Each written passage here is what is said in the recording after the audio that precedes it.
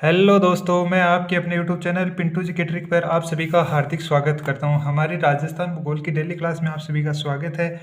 हम राजस्थान के भौतिक प्रदेश के अंतर्गत हम थार का मरुस्थल का अध्ययन कर रहे थे। उससे पहले हम दक्षिण पूर्वी पठारी प्रदेश, अरावली पर्वतीय प्रदेश और पूर्वी मैदानी प्रदेश का अध्ययन पूरा कर चुके थे कि उसमें कितनी % जनसंख्या है, कितना क्षेत्रफल आ जाता है, उसकी कौन कौन सी विशेषताएँ हैं। फिर हमने थार के मरुस्थल को भी स्टार्ट कर दिया था, जिसके अंतर्गत हमने थार के मरुस्थल की विशेषताओं की चर्चा कर चुके थे और उसकी मुख्य मुख्य शब्दावली देख चुके थे। थार के मरुस्थल में कौन कौन सी मुख्य नदी है वो भी देख चुके थे और उसमें कितने % क्षेत्रफल है, कितनी % जनसंख्या निवास करती है थार के मरुस्थल में, उसकी भी हम चर्चा कर चुके थे पूरी। तो फिर आज हम राजस्थान के जो थार का मरुस्थल है उसकी चर्चा, उसमें ये उस पॉइंट की चर्चा करेंगे कि जो अपना थार का मरुस्थल है, राजस्थान में थार के मरुस्थल को कितने भागों में बांटा हुआ है। तो हम बात करेंगे कि थार के मरुस्थल के प्रकार की राजस्थान में जो मरुस्थल है वो कितने प्रकार का है। राजस्थान में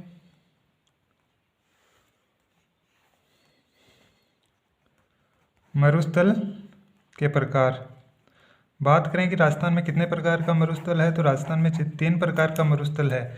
तो उन 3 प्रकार की अगर हम चर्चा करना चाहें कि कौन कौन से मरुस्थल है, अगर आपसे 3 के अलावा ये भी प्रश्न पूछा जा सकता है कि इसमें से कौन सा मरुस्थल थार के मरुस्थल का भाग नहीं है, तो 3 नाम तो आपको जो हमारे राजस्थान में थार के मरुस्थल में यानी मरुस्थल के प्रकार हैं वो दे दिया जाएगा और एक अलग कोई नाम दूसरे मरुस्थल का नाम दे दिया जाएगा। तो हम बात करें, सबसे पहले आ जाता है हमादा मरुस्थल।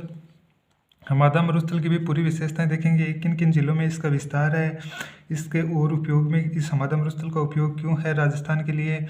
दूसरा मरुस्थल की बात करें तो रेग आ जाता है। फिर तीसरा, अगर हम मरुस्थल की बात करना चाहें तो वो आ जाता है ईरग। तो ये 3 नाम देकर आपसे कोई नहीं भी पूछा जा सकता है कि कौन सा मरुस्थल राजस्थान का भाग नहीं है। तो 3 तो हो गए, हमादा, रेग और ईरग अपने राजस्थान में। अब बात करें सबसे पहले हमादा की क्या क्या विशेषताएं आ जाती है।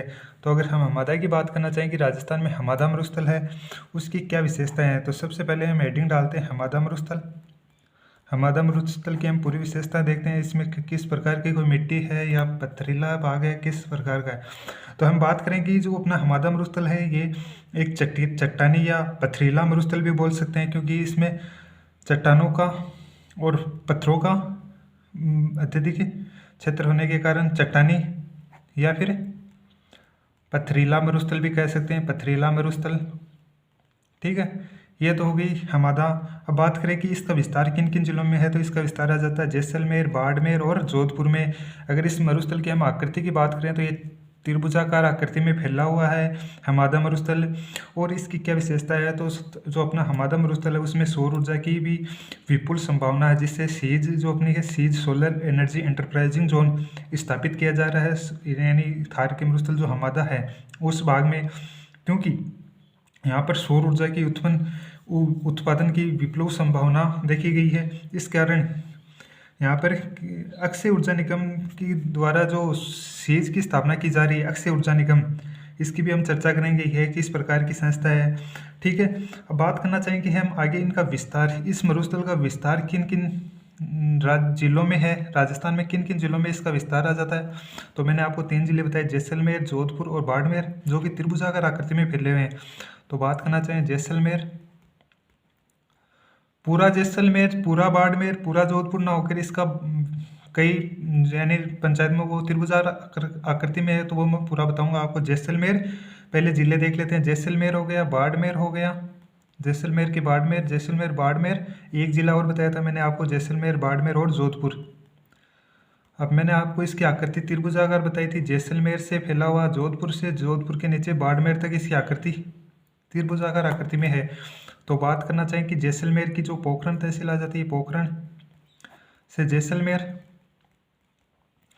पोखरण से फलोदी, जोधपुर। फिर बात करना चाहें तो जैसलमेर हो गया, फलोदी हो गया जोधपुर का, और बाड़मेर की अगर हम बात करें तो बालोतरा तक हमादा का विस्तार है, बालोतरा तक, बालोतरा बाड़मेर तक। ठीक है, अगर मैप में अगर इसकी हम चर्चा करना चाहें तो ये अपना राजस्थान का मैप हो गया। तो मैप में ये जैसलमेर हो गया, ये बाड़मेर हो गया और ये जोधपुर हो गया। तो इस प्रकार ये त्रिभुजाकार आकृति में फैला हुआ है हमादा क्षेत्र। ठीक है, तो ये जैसलमेर, बाड़मेर और जोधपुर में 3 जिलों में हमादा मरुस्थल का विस्तार हो गया। अब बात करें कि थार के मरुस्थल का उपयोग यानी इसकी उपयोगिता राजस्थान के संदर्भ में क्या आ जाती है। उपयोगिता की अगर बात करना चाहे तो हमादा में सौर ऊर्जा उत्पादन की संभावना अधिक है। सौर ऊर्जा उत्पादन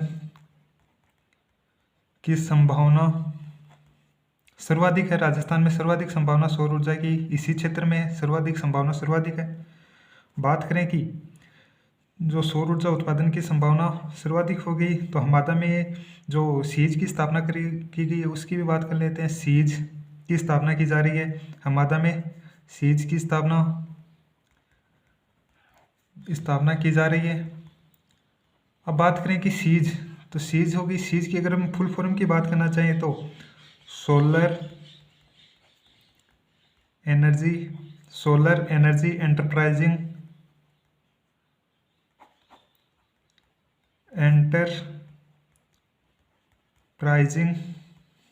जोन हो गया।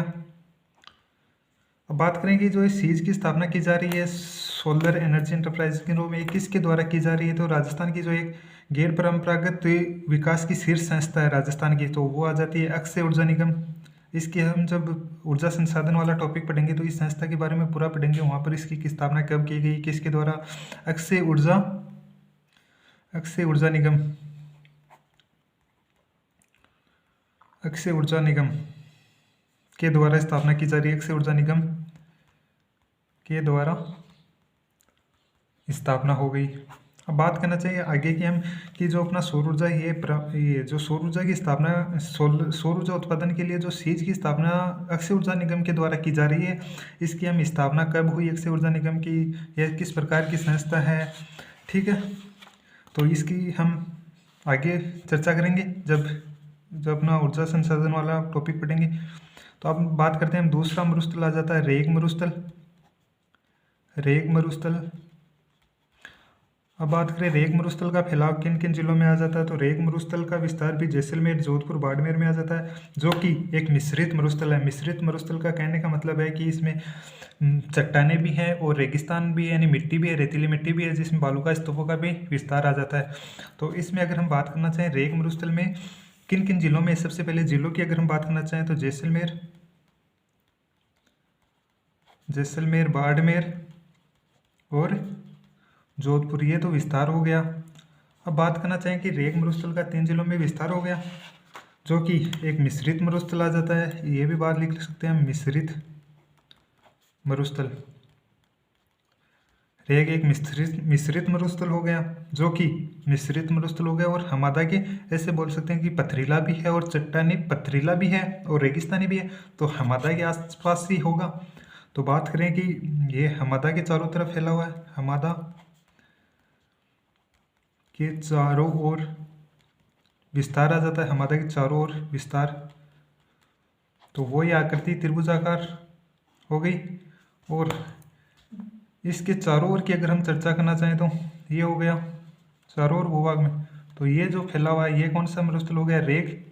यहाँ तो चट्टाने वगैरह आ गई, पथरीला ओनली आपसे चट्टानी मरुस्थल पूछा जाए तो हमादा आ जाता है और मिश्रित मरुस्थल पूछा जाए तो रेग आ जाता है। तो ये हो गया रेग। जिले वही आ जाते हैं, जैसलमेर आ जाता है, जोधपुर और बाड़मेर।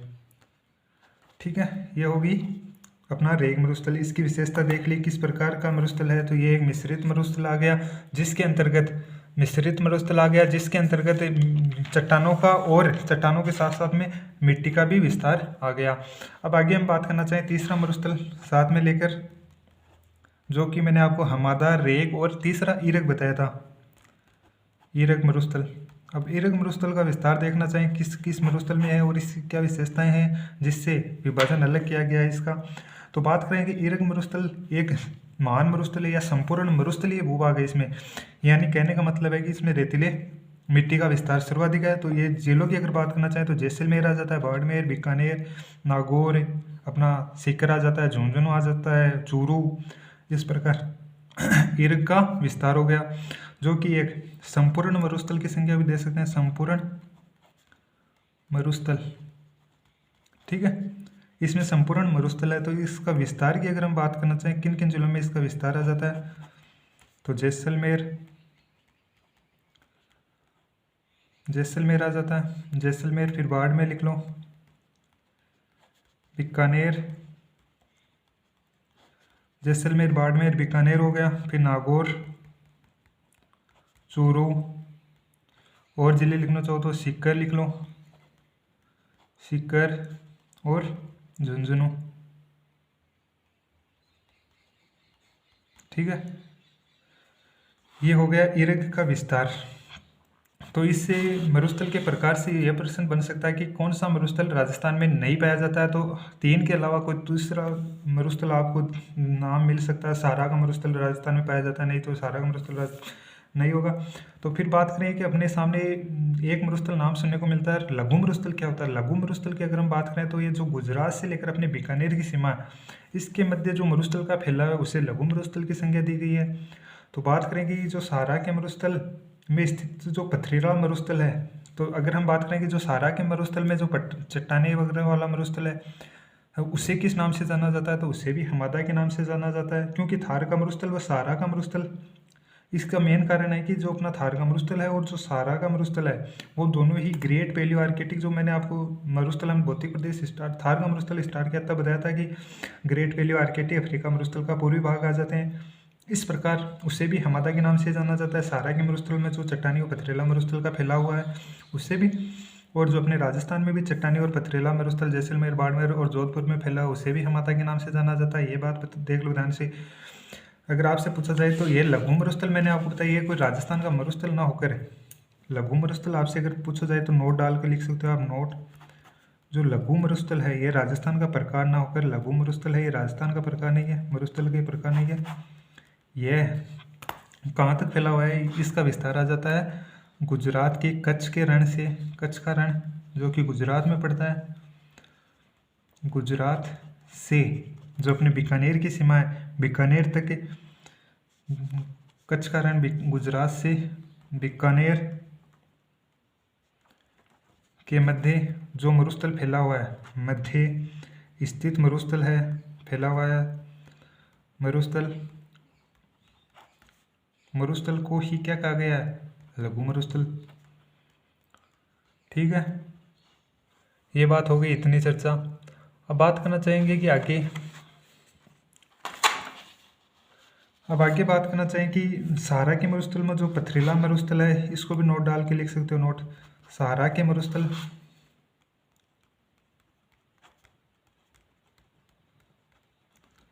सहारा के मरुस्थल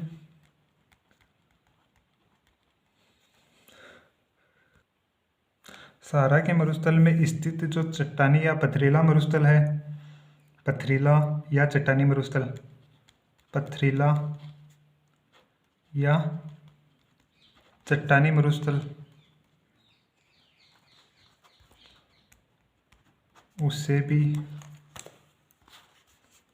किस नाम से जाना जाता है, हमादा के नाम से ही जाना जाता है, हमादा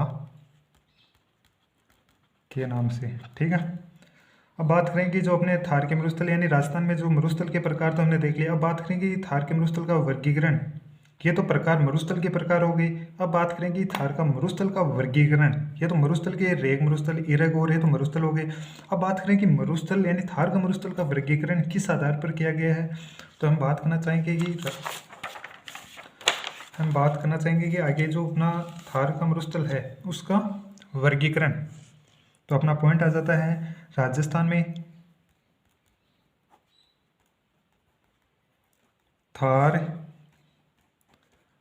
का मरुस्थल का वर्गीकरण। ठीक है, थार के मरुस्थल का वर्गीकरण हो गया। अब बात करें कि सबसे पहले किस आधार पर वर्गीकरण किया गया है, तो हम बात करें कि सबसे पहले देखते हैं जलवायु के आधार पर थार के मरुस्थल का वर्गीकरण कितने भागों में किया गया है। जलवायु के आधार पर, तो जलवायु के आधार पर हम बात करें तो थार के मरुस्थल को 2 भागों में बांटा गया है। दो भागों में। तो उन दो भागों की बात करने चाहें तो शुष्क रेतीला प्रदेश और अर्ध शुष्क रेतीला प्रदेश जलवायु के आधार पर 25 सेंटीमीटर जो वर्षा रेखा है वो दोनों प्रदेशों को अलग करती है शुष्क रेतीला प्रदेश को और अर्ध शुष्क प्रदेश को। ठीक है, तो बात करें सबसे पहले पॉइंट लिख लेते हैं शुष्क रेतीला प्रदेश और दूसरा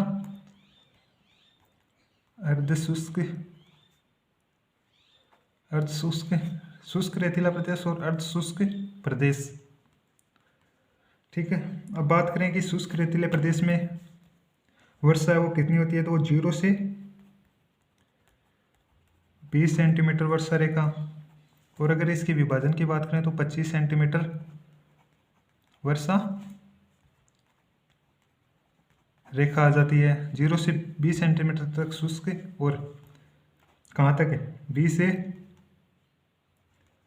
40 सेंटीमीटर वर्षा रेखा तक अर्ध शुष्क, कौन सा अर्ध शुष्क प्रदेश आ सकता है। अब हम बात करना चाहेंगे शुष्क रेतीला प्रदेश हो गया और अर्ध शुष्क प्रदेश। अब इन दोनों का भी विभाजन किया गया उच्चावच के आधार पर, जैसे बालू का स्तूप युक्त शुष्क को बालू का स्तूप युक्त प्रदेश और बालू का स्तूप मुक्त प्रदेश, और जो अपना अर्ध शुष्क प्रदेश आ जाता है उसे भी 4 भागों में बांटा गया है। जैसे 4 भागों में हम बात करें, सबसे पहले आ जाता है वो राजस्थान में उत्तरी जो शुष्क प्रदेश आ जाता है उसे घग्गर प्रदेश के नाम से, इसे घग्गर प्रदेश के नाम से। ठीक है, फिर शेखावटी क्षेत्र वाला शेखावटी प्रदेश आ जाता है, फिर नागौर वाली नागौर उच्च भूमि के नाम से, और गोडवाड़ प्रदेश जो लूनी बेसिन आ जाता है उसे गोडवाड़ प्रदेश के। फिर बात करते हैं हम इनके प्रकार देख लेते हैं उच्चावच के आधार पर। उच्चावच के आधार पर शुष्क रेतीला प्रदेश से उसका विभाजन किया है। उच्चावच के आधार पर वर्गीकरण कितने भागों में, मैंने आपको 2 भाग बताए अभी। 2 भागों की अगर चर्चा करना चाहें तो बालू का स्तूप मुक्त, इसकी हम पूरा चर्चा करेंगे कि किस क्या क्या विशेषता आ जाती है। बालू का स्तूप युक्त प्रदेश और बालू का स्तूप मुक्त प्रदेश।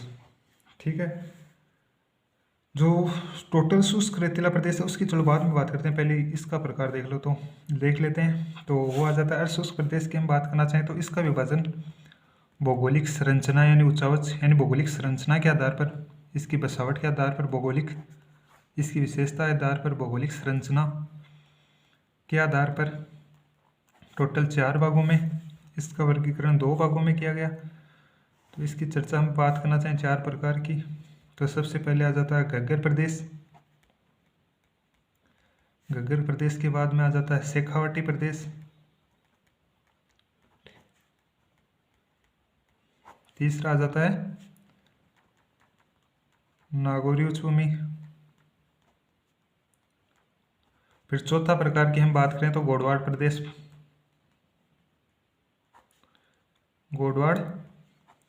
गोडवाड़ प्रदेश हो गया। इस प्रकार हमने अर्ध शुष्क प्रदेश के प्रकार देख लिए 4, और शुष्क प्रदेश है रेतीला प्रदेश है उसके भी 2 प्रकार, बालू का स्तूप युक्त और बालू का स्तूप मुक्त। अगर हम बात करें बालू का स्तूप मुक्त राजस्थान में कितना भाग आ जाता है तो 58.50% आ जाता है, और बालू का स्तूप युक्त मुक्त की बात करें युक्त तो 58.50, और बालू का स्तूप अगर मुक्त की बात करना चाहिए स्तूप मुक्त की तो वो आ जाता है 41.50%।